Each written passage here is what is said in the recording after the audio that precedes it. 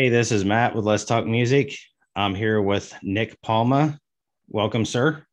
Thank you for having me. Thank you for being on. How are you doing today? Good. Everything's good. How are you? Well, I'm alive. Yeah. Vertical, that's always a plus. Yeah. Vertical. So, first off, I just want to talk a little bit about you as a person, not really your music or anything like that. Just tell us a little bit about Nick. Um, Basically, I love to make music. And I know you said besides, or do you mean at like no music at all? Well, you can Or talk about music. Yeah, that's fine. I mean, I just kind of want people to know you as a person, you know what I mean? Because a lot of times when it comes to music, people only know the musician as, right. as a musician. And, we just kind of, but yeah, go ahead and share away, man.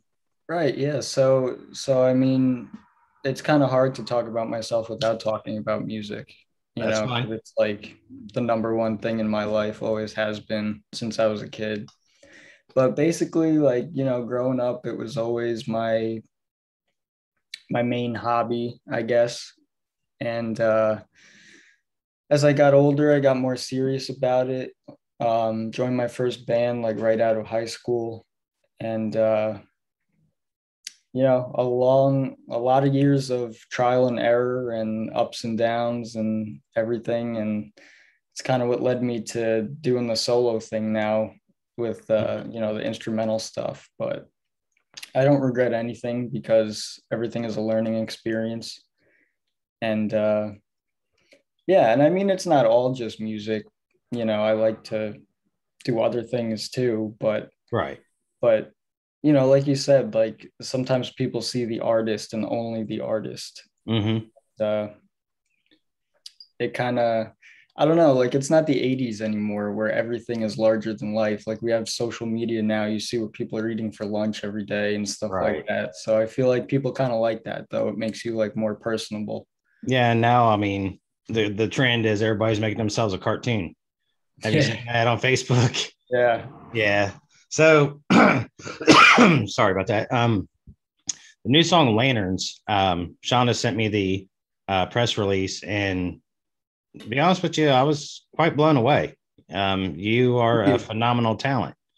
Thank you. I really appreciate that. That means a lot. I mean, and where you said that you kind of gave up on the other stuff and went to instrumental, that's a craft that's not around too much anymore. Yeah, it's actually funny because I never planned on doing anything like this Mm-hmm. ever. Like I was always like a band guy. That was always like the dream for me. And my last band, we got pretty far, but things happened and crashed and burned pretty unexpectedly. And so, I was a little depressed for a while about it. We all were. And I was just sitting around like, well, whether or not I'm ever in a band again, I don't know. Mm-hmm. But no matter what, I'm not going to stop writing music. And, Right. I want to put that out eventually when it's ready. So I had a bunch of songs I had written already, and then I wrote new ones too to make a full album's worth.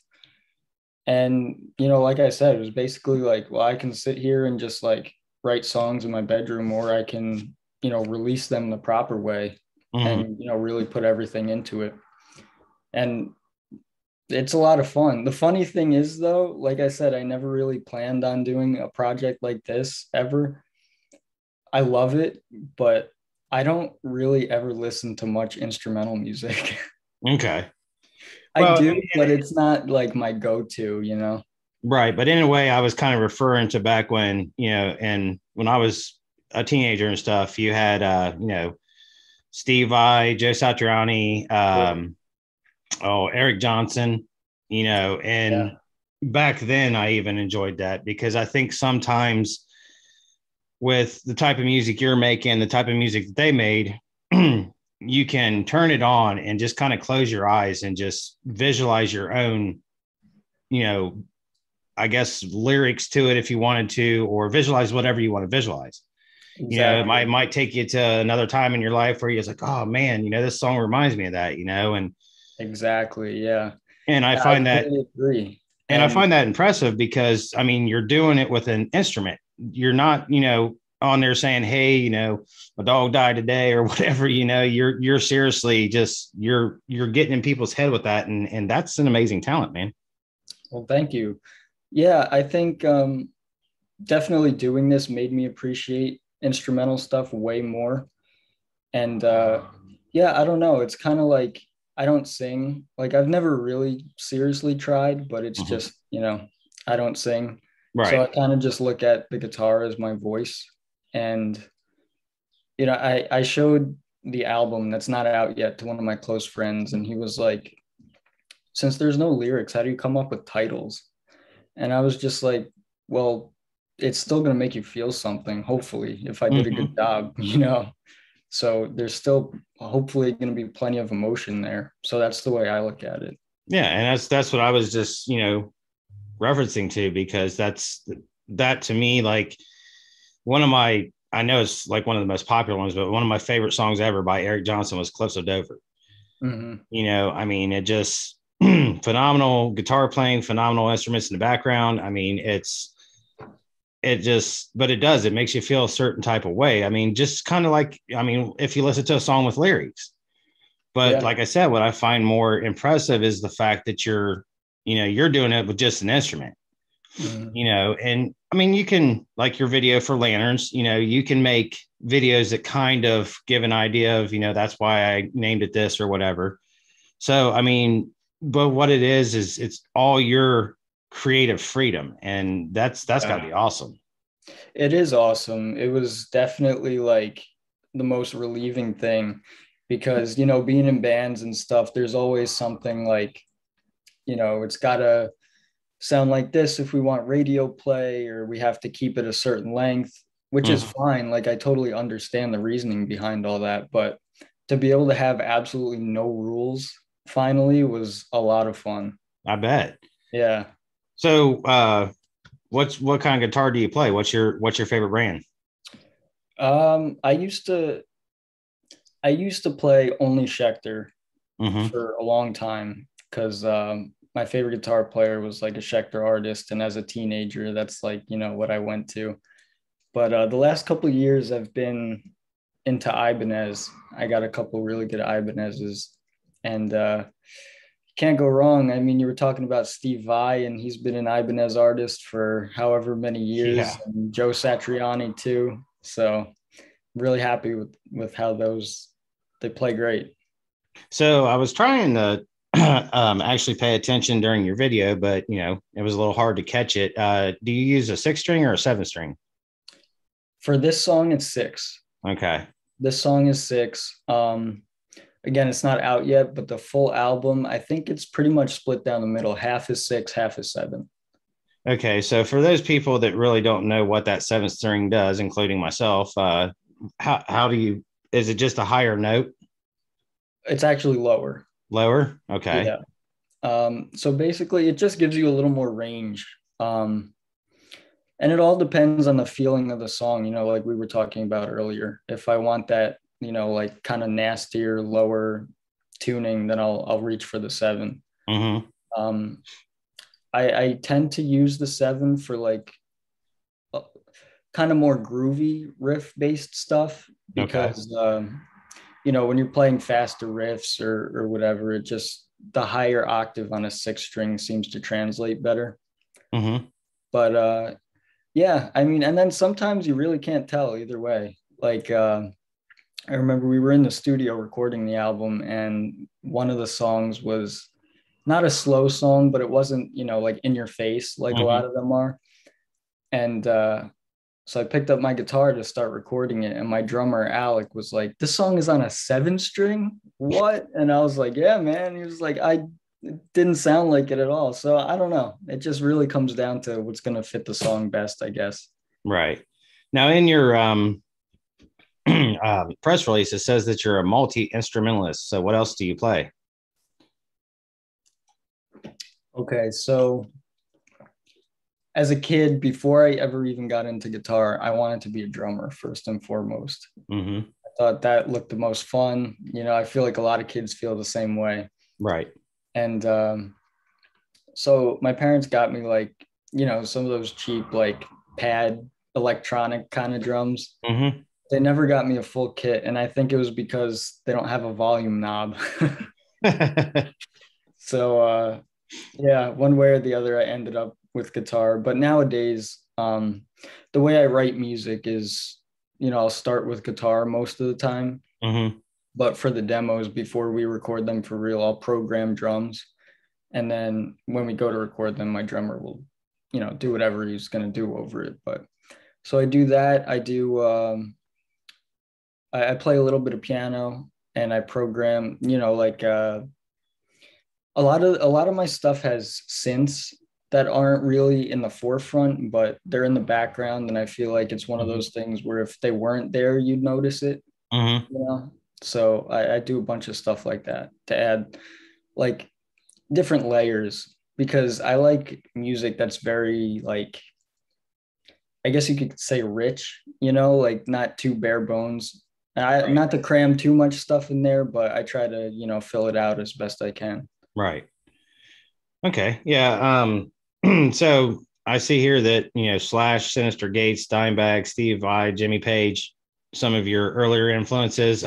When you was actually trying to do the drums, did you have anybody that influenced you then? I never got to get that deep into it back then before I was just like, all right, I'll just pick up a guitar instead. Right. But in middle school, my first favorite band, and not complicated music at all, but my first favorite band was Green Day. So Okay. I guess I was trying to, play along to that kind of stuff. Gotcha.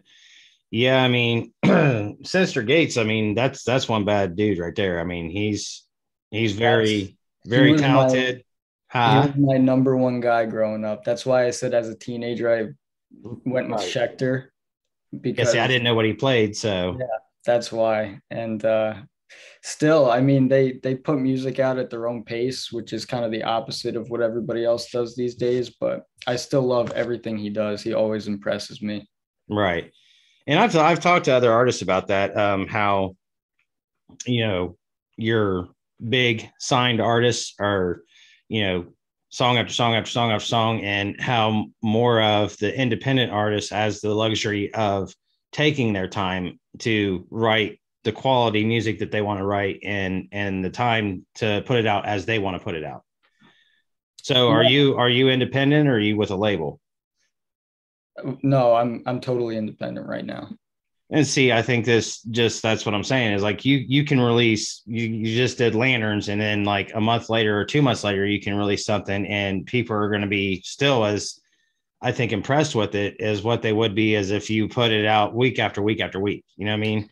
Yeah, I mean, there's no deadlines, which is great.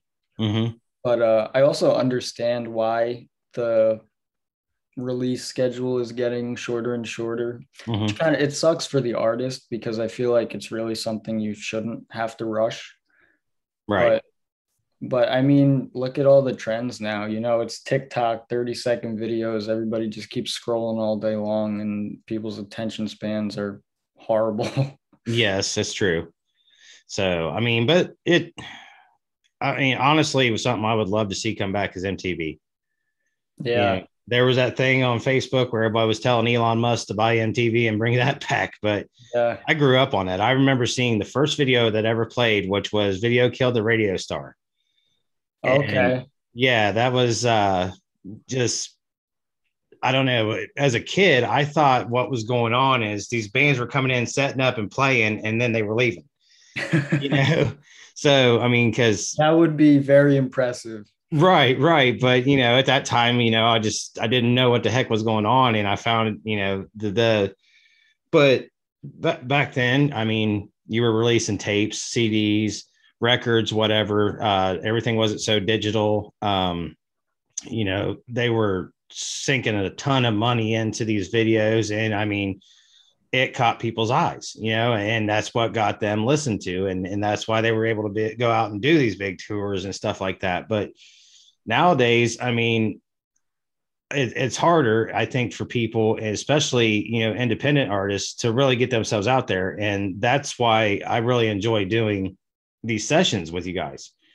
because, I'm not huge or anything by any means. I'm a small media outlet. But the thing is that, I can put your song on my YouTube channel and, it might only get like 50 or 100 views, but then, that starts to build because people are like, oh, this guy's really good. And then they share it with a friend.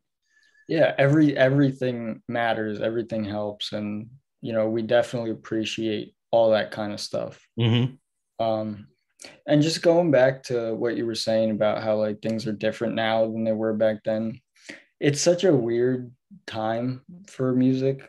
Mm-hmm. I feel like it has for a little while it has been, but it's like it's good and bad, and you kind of just, I mean, you're not going to change it by complaining about it, so you kind of just have to learn to adapt, Right. like it's great because like you said, anybody can put their music out there. Mm-hmm. Back 30, 40 years ago, you had to be signed pretty much. Mm-hmm. Now anybody can do it. The bad thing about it is anybody can do it. Right. So there's such oversaturation, which makes it harder for the people who deserve it more maybe to stand out above, Right. however many. So I mean, everything's a trade-off. You just kind of have to trial and error, I guess. Well, and that's, I mean, how this is working. When I first started doing it, I thought, hey, man, this is a great idea. And then, my son was like, dude, there's all kinds of people doing this. I mean, you got to do something cool. Like this one guy had, I forget what drummer it was, but he was playing one of them little toy drum sets and made it sound really good. And I'm like, okay, I'm not asking people to do, circus acts, Yeah. I just want to talk to you. I want to know what you're about, what your music's about. I mean, I did one with a band called Dozot Saint Marie, and they were a singer songwriter duo, and they actually performed their cover of Bonnie Raitt's "I Can't Make You Love Me" at the end, and it gave me goosebumps. But I asked them if they would do that. I don't ask every artist to say, "Hey, man, will you play something live for me?" Because some guys don't have the time, some people don't want to or whatever. So, I'd rather just sit here and talk to you, and, and like I said, that way people get to know you as a person, they get to know you as an artist, they get to know, what you're about. And I think when it comes down to it, that's more important. I mean, 100%, I agree. And there's nothing wrong with that. Like there's so many, like you were saying, you see so many videos, like all the ones that go viral because someone did something weird or mm-hmm. funny or something like that.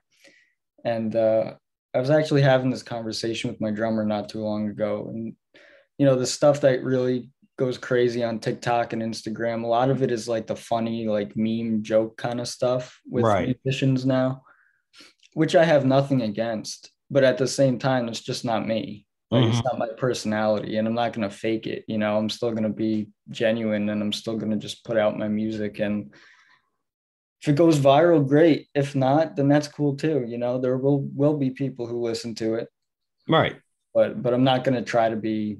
It's just not my personality. Mm-hmm. So, I mean, any plans of getting out there and hitting the road soon, or? I would love to. Um, we have talked about it a little bit. Nothing is booked yet, but it's been a long time since we played live. It's been pre-COVID 2019, August 2019. We played Blue Ridge Rock Fest in our old band, Okay. which was like 15,000 people. Mm-hmm. Crazy. So next time getting on stage for me is going to be very surreal, because there was a point where I didn't think it would ever happen again at all. And then doing it as a solo artist is going to be very different, but I'm very excited. I definitely want to, for Right. sure.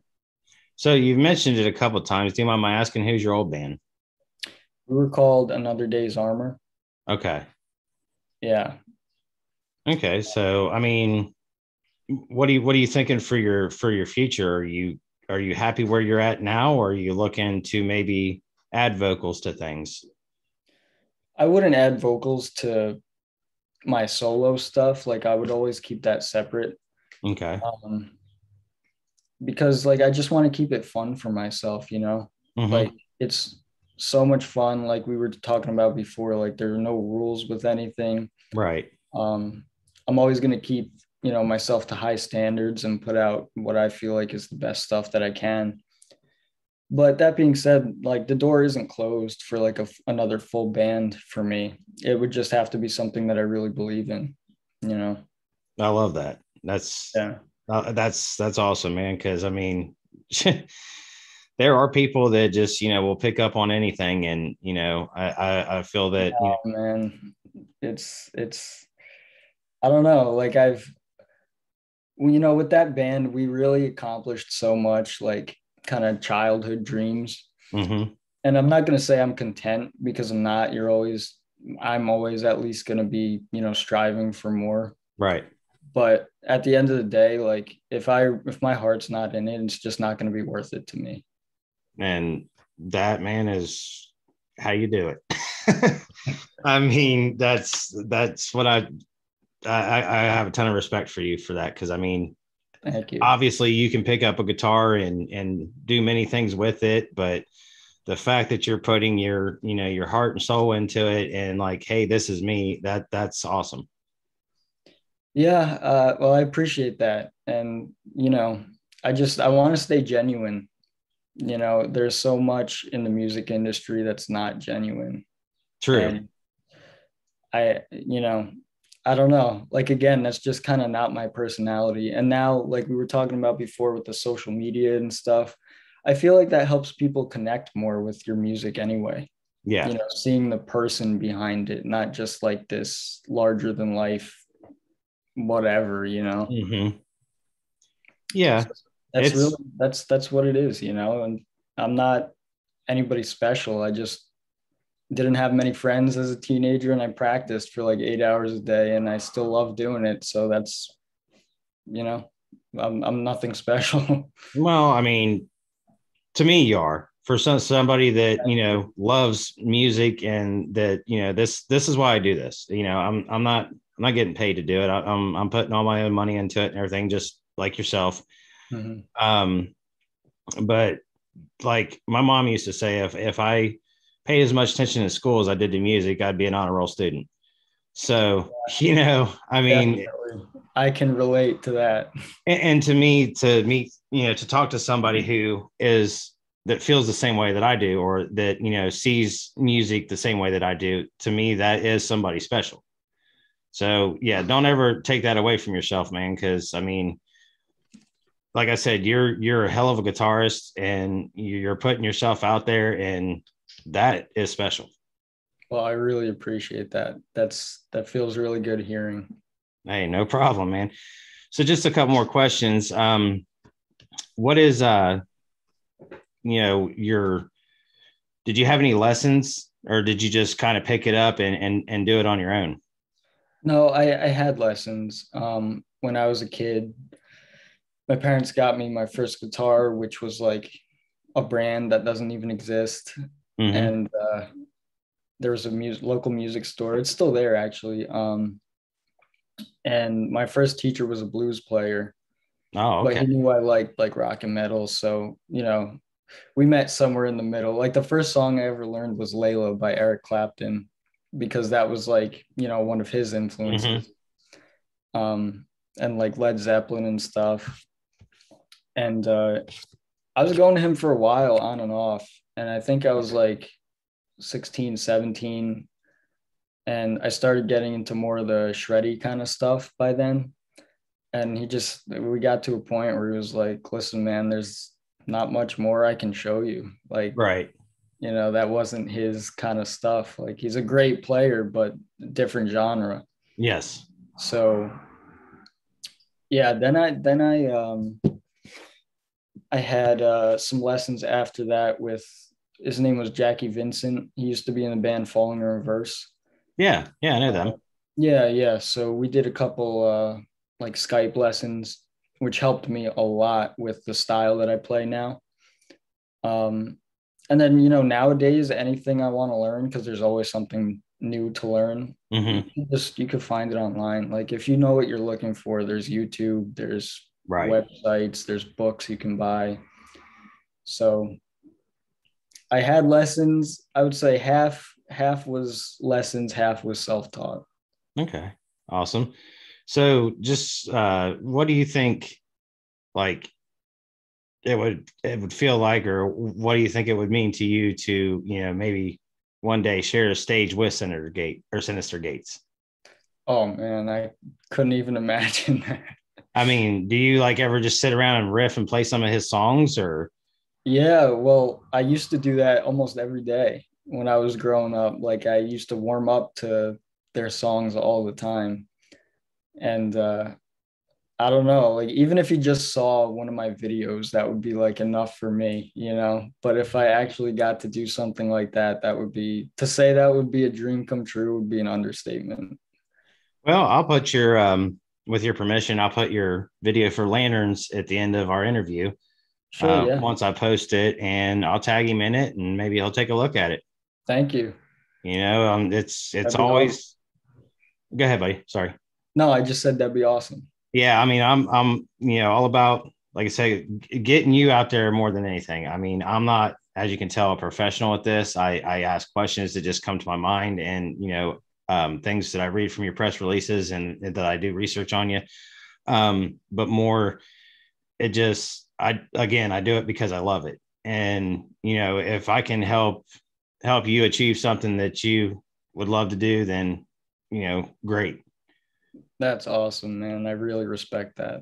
So, all right, Nick. Well, it was good talking with you, and I'll let you get back to your day. I'm on Facebook at Let's Talk Music. Also, my regular thing is Matt Voicing. If you get a chance, look it up. Maybe we can connect somehow, and Yeah. get you around, man, because I'm still working on my website. Once I get that thing done, that's going to be a lot more exposure, and I'm going to put press releases and some videos on it and stuff. So you know I'm all about getting you out there. And one other thing I wanted to mention, a guy here from Ohio that you might want to check out, that's a really good guitar player, is Scotty Bratcher. Okay. He is he does kind of bluesy stuff, but he does anything from like the Eagles, Marshall Tucker, stuff like that. But he puts his own spin on it. And I seen this kid for the first time, I think, like, man, it's probably been close to 10 years. And yeah, he was all self-taught and stuff, and just a phenomenal kid. And I mean, you might like it, you might not, but I just thought I'd throw it out there. So Okay. Yeah. What was the last name again? Bratcher, Bratcher. Okay. Yeah, sure. I'll check him out. Yep. All right, buddy. Well, you have a good day, and we'll hopefully talk to you soon. Yeah. Thank you so much. Thanks for your time. This was a lot of fun. All right. Thank you for yours. All right. Have a All right. good day. You too. Later. Later.